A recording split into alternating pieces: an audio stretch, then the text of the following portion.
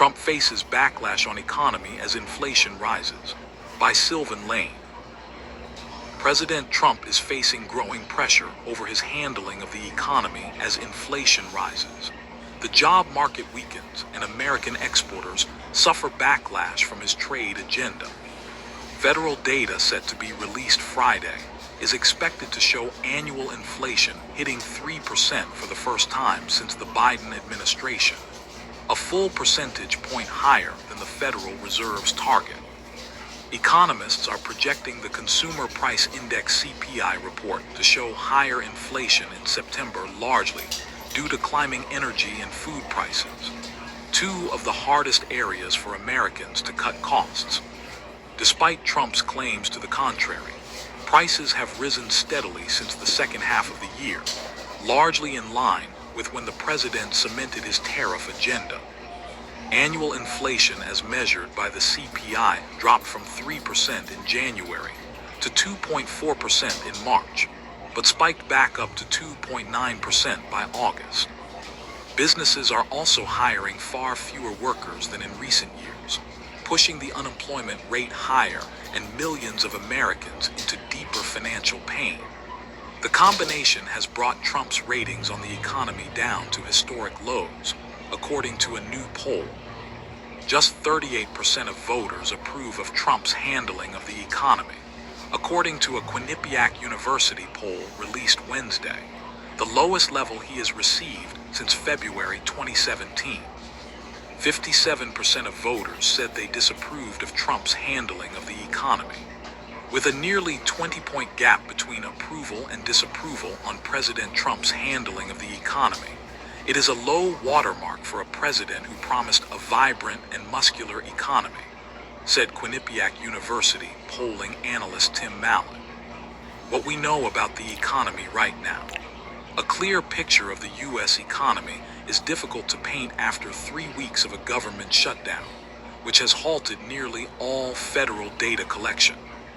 The September CPI report is the only federal economic data set to be collected and released after federal funding lapsed October 1st. The shutdown came 2 days before the Bureau of Labor Statistics (BLS) was set to release the September jobs report, which was expected to show another mediocre month of employment gains. The White House said it was essential to bring back BLS staffers for the September CPI report, so federal officials could calculate the cost of living adjustment for federal benefits. Otherwise, economists and policymakers are reliant on private sector data and anecdotes to gauge the economy until the shutdown ends. The economic impact of the government shutdown and its disruption to data collection has not yet been fully felt, wrote Stephen Cates, financial analyst at Bankrate, in a Tuesday analysis.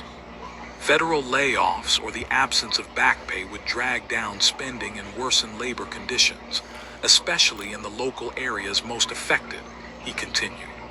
The longer the shutdown continues, the larger our blind spot will be. The data available to experts shows high-earning U.S. households keeping the economy afloat through steady consumer spending, fueled largely by a record-breaking run in the stock market. But the costs of Trump's trade battles are piling up for businesses, which have slashed hiring amid the uncertainty created by the president's ever-changing tariff rates and trade terms. U.S. job growth has slowed from an average of 150,000 per month at the start of 2025 to just 25,000 by August, according to analysis from Elsie Peng, research economist at Goldman Sachs. Peng said a combination of slower immigration, reduced government hiring and federal contract funding, and elevated uncertainty are costing the U.S. 100,000 jobs each month, while the higher costs of tariffs themselves may only be playing a limited role. Peng wrote, uncertainty created by constant changes in trade policy appear to be holding companies back from hiring. Even some architects of Trump's economic agenda have acknowledged the toll such uncertainty is taking on businesses. There is now more downside risks than there was a week ago, And I think it is incumbent upon us as policymakers to recognize that should get reflected in policy, said Fed board member Stephen Murrin, who is on leave from chairing the White House Council of Economic Advisors at a CNBC event last week. Senators' beef with Trump's Argentina bailout. At the same time, Trump's decision to bail out the Argentinian government is drawing intense bipartisan backlash, especially as U.S. farmers and ranchers struggle to sell their own goods abroad. The Trump administration has rushed to bolster the Argentine economy in an effort to support Argentinian President Javier Milei and his party in the nation's upcoming election. The administration's America First economic agenda has already provided over $2 trillion in tax cuts for middle-class Americans, lower taxes and less red tape for small businesses, and the strength on the world stage to both counter our adversaries and support our allies, Treasury Secretary Scott Bessent said in a Tuesday statement. The Treasury Department finalized this week a $20 billion plan to support Argentina's economy, though the currency markets. And Trump said Argentina could receive further financial support if Milei's party succeeds in the elections. Trump's Argentina bailout drew predictable outrage from Democratic lawmakers, who have accused the president of prioritizing foreign allies over the American people.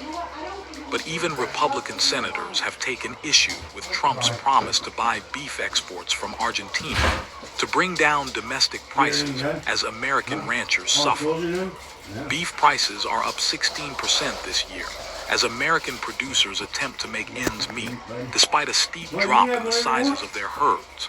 Senator Deb Fischer, Republican from Nebraska, said Monday she expressed deep concerns to the White House about Trump's plan, which she said would do nothing to help consumers while hurting ranchers in her state. The U.S. has safe, reliable beef, and it is the one bright spot in our struggling ag economy.